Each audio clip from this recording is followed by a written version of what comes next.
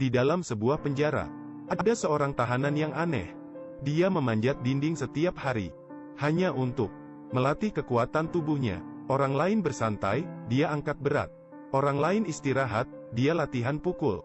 Serta latihan push up dan pull up. Angkat kayu selalu pilih yang paling berat. Hari hujan selalu latihan lari. Alasan Kyle ingin jadi kuat, karena dendam di dalam dirinya. Sebelum masuk penjara, dia hanya pekerja buruh. Dan ada seorang istri yang cantik. Malam itu, seorang penjahat masuk ke rumah mereka. Kyle mendengar istri yang minta tolong.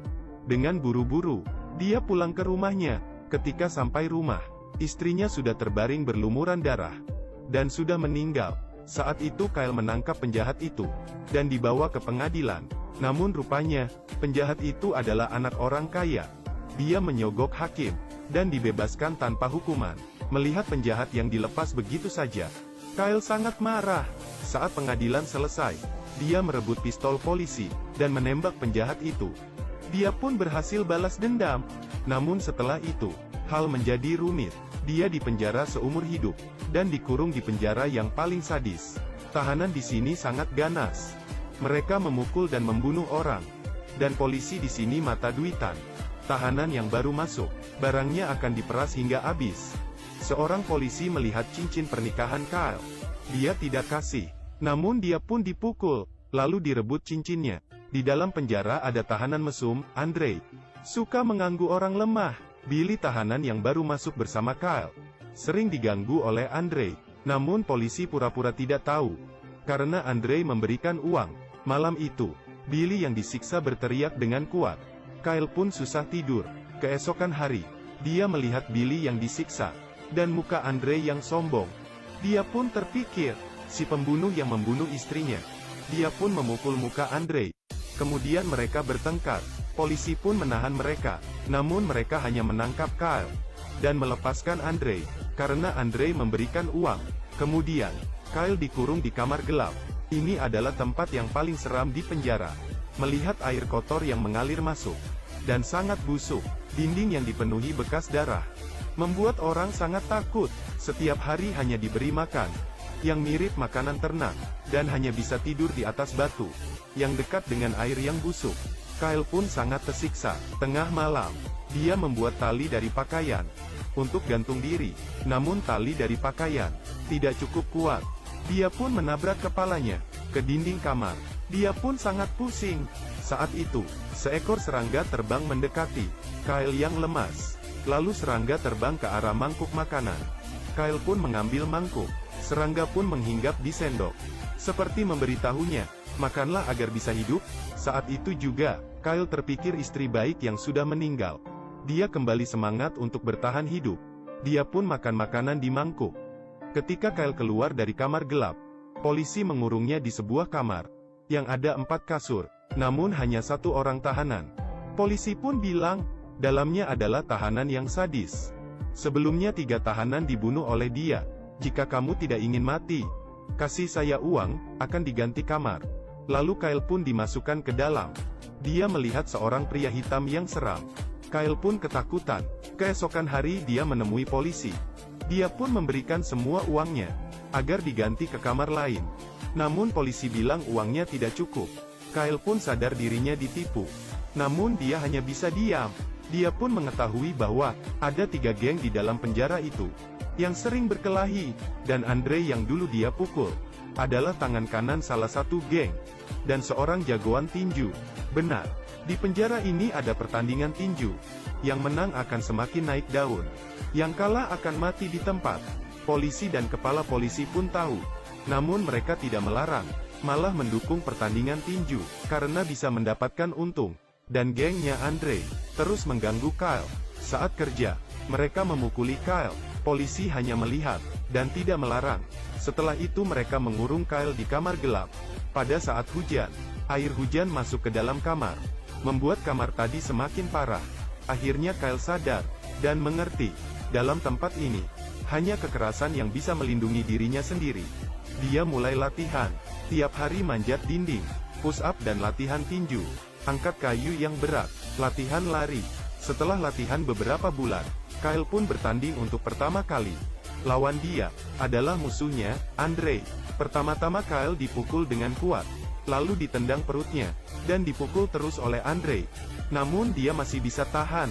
Lalu saat ada kesempatan, dia melakukan pukulan balik, terus-menerus. Andre pun melawan, pukul dia dengan keras. Namun saat Andre bangun kembali, Kyle terus dipukuli. Andre pun melempar dia dengan kuat, dan terjatuh keras di tanah. Lalu dia tendang kepalanya dengan dengkul.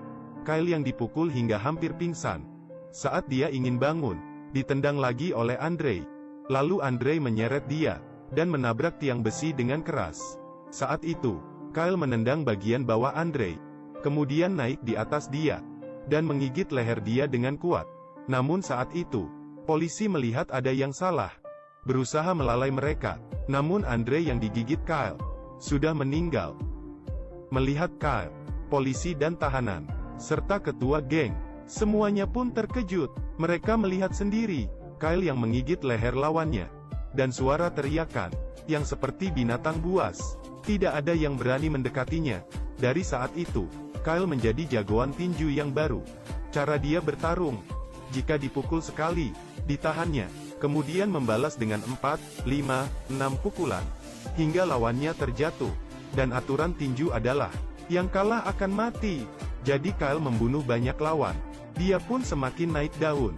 Dia memotong rambutnya, dengan gaya yang keren, seperti seorang ketua geng, yang dulunya sering dipukul, sekarang sudah menjadi kuat. Namun seseorang berbeda dengan Kyle.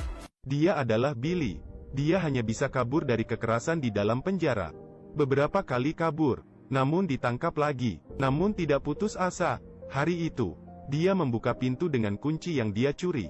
Dan saat dia ingin mengambil gapit, polisi menemukan dia. Kali ini Billy disiksa dengan sadis.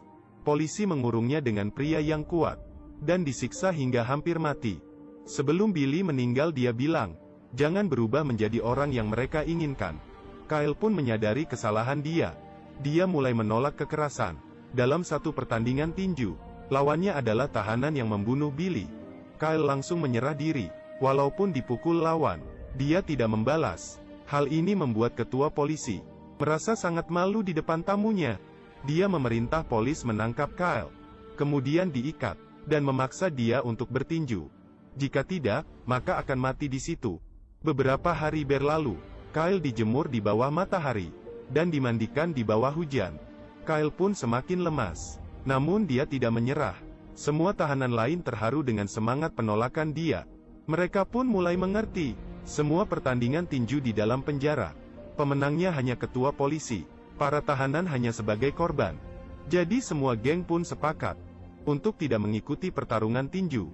Kepala polisi pun sangat marah. Dari semangat Kyle, akhirnya penjara menjadi damai, dan polisi tidak berani membunuhnya. Jika dia dibunuh, dia akan menjadi pahlawan. Kyle pun akhirnya dilepas. Ketua polisi pun berencana membunuh dia. Namun bukan dilakukan oleh polisi.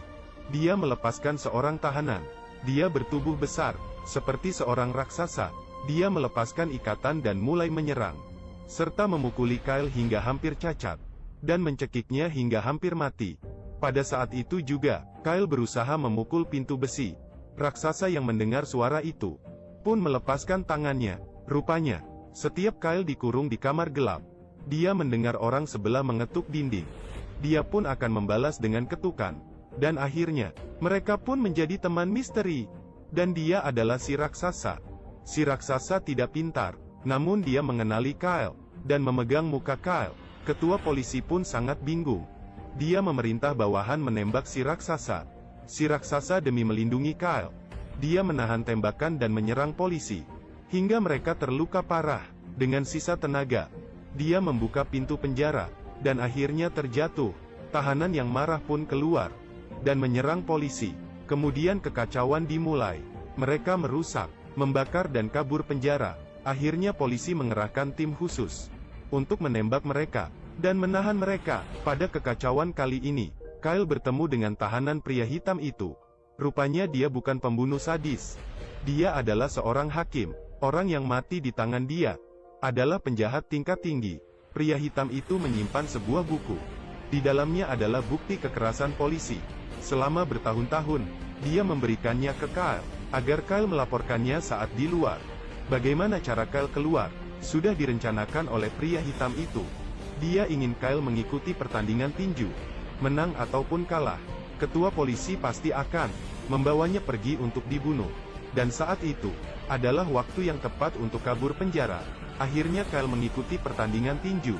Lawannya adalah orang yang membunuh Billy. Kali ini dengan kekuatan penuh. Kyle melawan dia, lalu dilempar ke tiang kayu. Dan berhasil membalas dendam untuk Billy. Dan Kyle pun dibawa pergi. Saat di garasi mobil, pria hitam itu pun menyerang polisi. Dan membunuh para polisi. Lalu dia menyuruh Kyle memakai baju polisi. Dan pergi menggunakan mobil ketua polisi. Namun pria hitam itu tidak pergi. Dia masih ada hal penting yang harus diselesaikan. Dengan cepat, Kyle keluar dari gerbang penjara. Dan pergi dengan bukti kejahatan polisi. Dan akhirnya dia bebas. Akhirnya pria hitam itu masuk ke dalam kantor ketua polisi. Dia mengeluarkan pisau. Ketika polisi masuk, ketua polisi sudah dibunuh pria hitam. Dan masuk ke neraka. Akhirnya dia menerima karma dia sendiri. Apakah kamu menyukai film ini? Jika suka, jangan lupa kasih like. Dan jangan lupa subscribe.